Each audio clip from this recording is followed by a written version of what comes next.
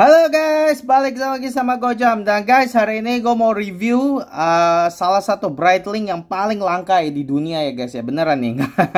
Karena ini adalah limited edition ya guys. Ini adalah Breitling Navy Timer Stratos. Jadi ini limited edition. Cuma 1000 pieces dibuat di dunia ini guys. Jadi ini lumayan collectible ya gitu ya. Nah, ini Breitling udah di discontinue guys. Udah nggak keluar lagi ya gitu ya, dan jumlahnya cuma 1000 doang gitu. Ini yang gue punya adalah gedenya 46 mm guys. Dia Breitling ada keluarin yang 43, dia juga ada keluar yang 46. Gue akhirnya ambil yang 46 gitu ya. Sebenarnya gue lebih suka yang 43 sih guys, karena kayak tangan gue kan agak kecil ya, jadi lebih cocok sebagai 43. Tapi ya karena namanya limited edition begini nggak bisa milih gitu ya. Jadi dapat yang 46 aja ini udah susah, apalagi yang 43. 43 gua nggak pernah ketemu barangnya gitu ya. Dan bedanya sama yang 46, bedanya sama persis semuanya kecuali dimensinya 146, ini yang itu 43, sama satu lagi yang 43 rotornya ini guys. Nah, kalau yang ini kan rotornya biasa nih kayak begini guys gitu ya, warnanya abu-abu. Kalau misalnya yang 43 itu spesial, dia rotornya warna perak gitu guys, gitu loh. Ini bentar ya guys, ini ada sedikit ini gue bersihin gitu ya. Jadi oke, langsung kita review ya guys. Ini jam ya, ini keren banget ini jam. Oke, guys, pertama-tama sebelum gue mulai, gue mau bilang dulu, gue tuh fans banget sama Breitling ya, karena menurut gue Breitling tuh keren banget ya jamnya ya. Dan menurut gue ini adalah salah satu chronograph ya yang paling underrated, Breitling Navy Timer. Nggak usah bilang harus versi yang ini ya guys ya. Kalau misalnya kalian suka chronograph ya, kalian harus tuh cek tuh Breitling Navy Timer, karena itu iconic, sebenarnya iconic banget. Dan udah seperti sama banget sama kayak Omega Speedmaster, Rolex Daytona gitu. Tapi kayaknya kurang terkenal dibanding Rolex Daytona atau Omega Speedmaster. Padahal secara movement dan segalanya ya, itu nggak kalah bagus, bahkan gue bilang lebih bagus gitu loh. Oke guys, langsung aja kita mulai ya. Oke guys, pertama-tama mungkin kita ngomongin dulu secara dimensinya ya, karena ini menurut gue bagian yang paling penting ya di dalam jam ini gitu ya. Ini adalah 46 mm dimensinya seperti tadi gue udah bilang. Terus udah gitu guys, jarak dari lux ini nih, paling ujung atas sampai ke bawah itu sekitar 52 mm. Lalu udah gitu ketebalannya guys, ketebalannya ini ya, ini ketebalannya itu adalah 14,7 mm. Oke, jadi terus ini yang gue mau bilang. Kalau orang denger ya, oh ini 46 mili, pasti mereka udah ngomong gini, kegedean, nggak bisa pakai. Nah, itu salah guys. Makanya ini yang gue bilang, jam itu harus dicoba guys, gitu ya. Karena itu cuman apa yang ada di paper itu nggak kasih tau lu gambaran jelasnya. Nah, makanya ini gue kalau review gue selalu ngomong gitu ya, harus dicoba. Dan gue coba melalui review ini coba kasih tahu penjelasannya gitu ya. Ini jarak dari sini guys, lak ini ke sini ya, itu cuma 52 mm. Jadi guys, walaupun dia bilang ini 46 mm, tapi itu sebenarnya kalau jatuhnya di tangan, ini jam ya, jatuhnya kayak sekitar 43. Nah, makanya tangan gua nih, walaupun tangan gua nih imut-imut ya guys ya, tapi gue bisa pakai ini 46 mm. Karena kenapa? Karena jarak dari lak sini ke sini itu cuma 52 mm. Nah, sebagai perbandingan lah ya guys ya, sebagai perbandingan, IWC baru luncurin Big Pilot yang 43. Itu ini jarak ke laknya sini nih, yang IWC itu lebih panjang sedikit daripada yang ini. Nah, itu tuh kuncinya guys. Jadi ini sama ini panjangnya 52, kalau IWC sekitar 52,6. Jadi ini tuh sekitar 0,6 mm lebih pendek daripada IWC Big Pilot 43. Jadi makanya gitu yang gue bilang, ini walaupun bilang 46 mm, tapi ini jatuhnya kayak jam 43 jatuhnya guys gitu. Dan begitu kalian bisa lihat nih guys, ininya nih apa nih, laknya nih guys, dari sini ke sini, lihat nih laknya dia tuh ini guys, laknya lihat guys, apa, nukik gitu, nukik. Jadi dia jatuhnya bagus kalau di tangan gitu ya, jatuhnya tuh kayak melok tangan gitu, kayak dipelok gitu loh. Jadi bagus jatuhnya guys. Nah, terus udah gitu ya, gue juga mau kasih unjuk ya ini terus udah gitu ketebalannya itu 14,7 mm gitu ya. Nah, 14,7, tapi kalian lihat nih guys, ini nih bagian sininya nih, lihat ya, ini kayak tangga nih guys, lihat gak? Ada gerut-gerut sini begini. Nah, jadi kalau misalnya dipakai ya di tangan ya nantinya ya guys ya, itu yang nanti bakal bener-bener kelihatan di tangan itu tuh cuma mungkin dari sini aja nih, dari sini sampai ke sini gitu. Jadi jatuhnya sebenarnya tipis banget gitu. Ini jatuhnya ya, kalau misalnya nih kalian 14,7 mm, kelihatannya tebal. Tapi itu jarak dari sini sampai ke kristal sini. Nah, sedangkan nih kalau nanti di tangan dipakai guys, yang ini nih, yang bawah sini, yang kayak tangga gini nih guys, yang kayak apa, cekokan-cekokan begini gitu. Ini nih hilang nih guys, ini hilang. Ini jadi ini nih bakal dibuang nih kalau misalnya di tangan gitu ya. Jatuhnya nanti tuh dia bakal begini guys, dia bakal hilang tuh. Lihat gak guys? Lihat gak? Tuh.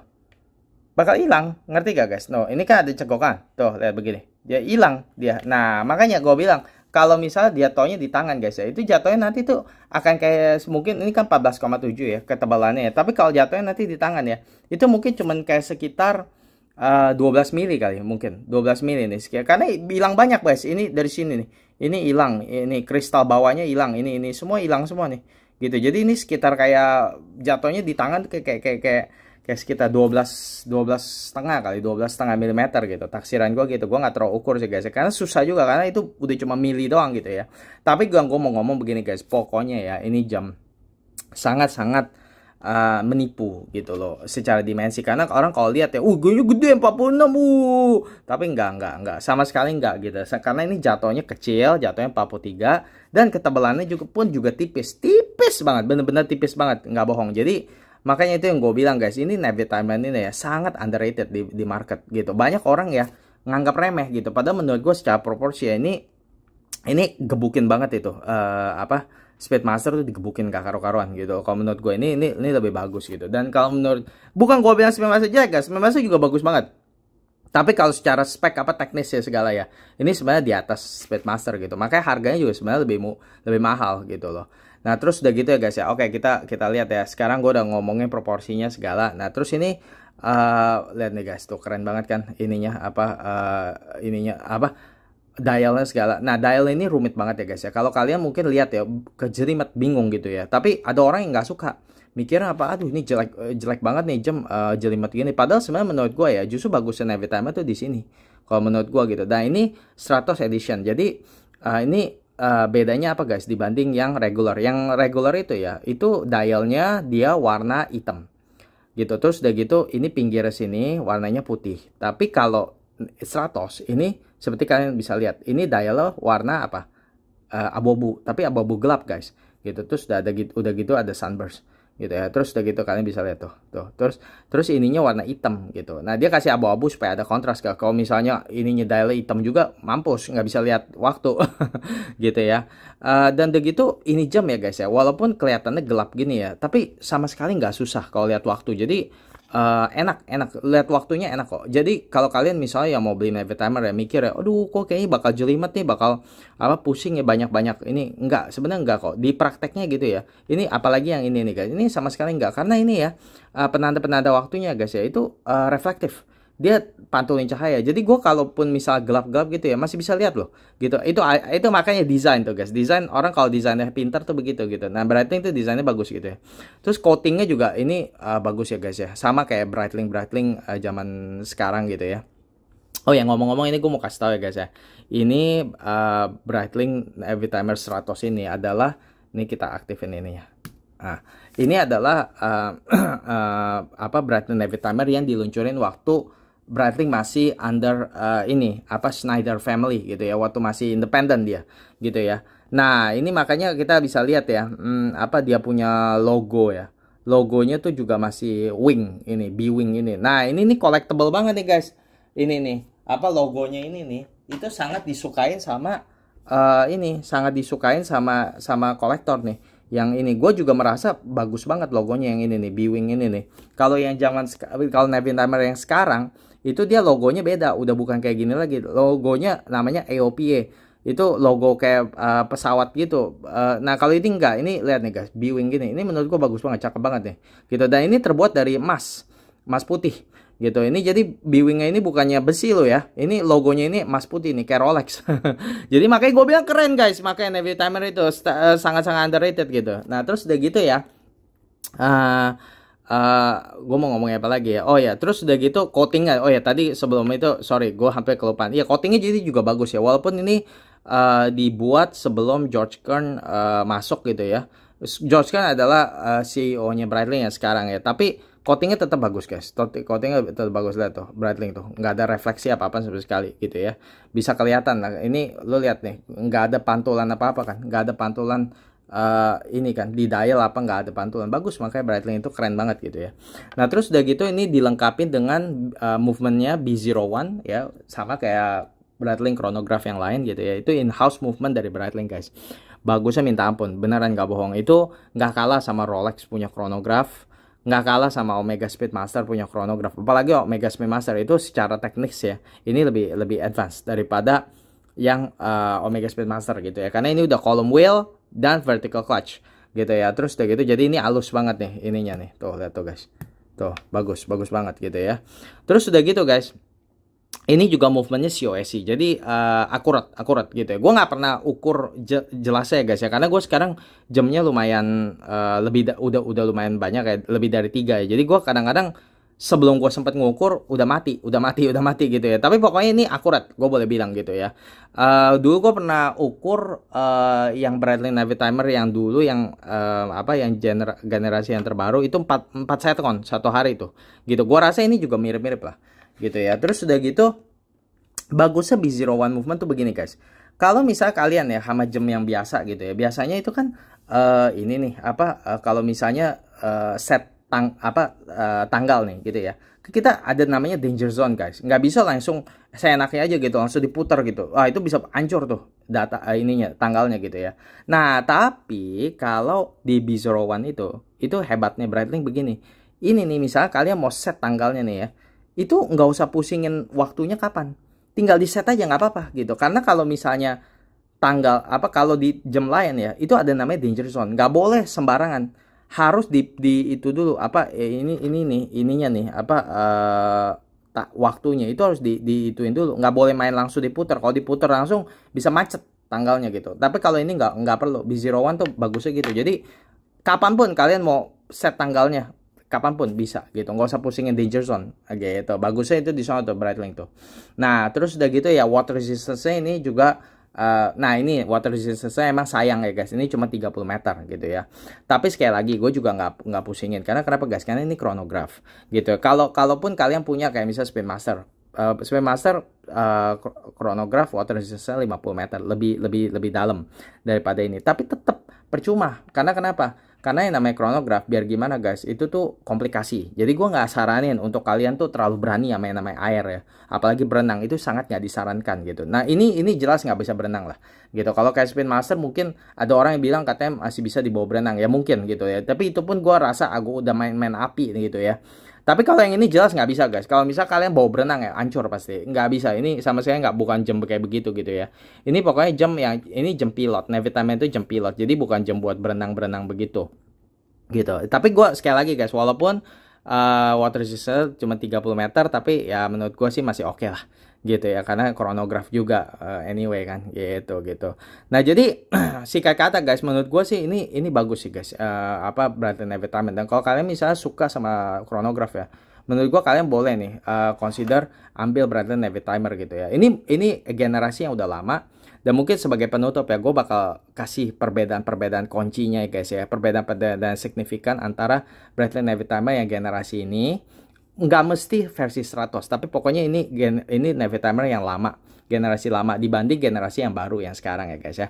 Oke, pertama bedanya adalah ini guys. Ini lihat case-nya. Ini case-nya tuh sangat polish gitu ya, mengkilat banget gitu ya. Nah, kalau misalnya yang baru itu tuh dia nggak polish. Jadi kayak pudar. Jadi ininya besi-besinya itu nggak terlalu mengkilat seperti begini gitu ya. Terus kedua guys, perbedaannya lagi adalah ini logo. Ini logonya masih B-Wing gitu ya. Walaupun akhirnya nggak lamaan sebelum dikeluarkan Breitling Navitimer terbaru sempat dirubah juga logonya dari B-Wing ini jadi cuma B, huruf B gitu. Nah tapi kalau yang baru logonya beda, EOPA gitu ya. Terus udah gitu yang baru tanggalnya, yang generasi baru tanggalnya di angka 6. Kalau ini di angka 4 dan 5 gitu. Terus udah gitu perbedaan lagi adalah gini. Nah ini juga signifikan guys. Ini lihat nih. Tanggal ini nih penanda-penanda ininya nih, angka-angka di sini nih. Nah, di sini di yang generasi ini yang lama ya guys ya, itu penanda-penandanya lebih banyak guys gitu. Yang baru ini penandanya nih yang ini nih, yang di sini-sini nih guys, yang ini kalau kalian lihat yang 7, 8, 9 gitu ya, ini ya, itu semua dibuang yang baru. Makanya kalau kalian lihat Navy Timer yang baru itu dialnya akan kerasa lebih simpel, nggak sejelimet ini jelimet banget. Nah tapi kalau yang baru nggak sejelimet ini guys, karena ada beberapa penanda waktu dibuang gitu, jadi lebih simpel. Gue sendiri jujur ngomong ya guys ya, gue sama sekali nggak ngerti cara pakainya ini Navy Timer. Ini sebenarnya ini bezelnya ya bisa diputar, dan ini bisa dipakai untuk ngukur-ngukur banyak hal gitu. Tapi gue nggak pernah pakai dan gue nggak ngerti cara pakainya gitu ya. Jadi ya maafin lah gitu ya, gue agak bodoh gitu ya orangnya ya.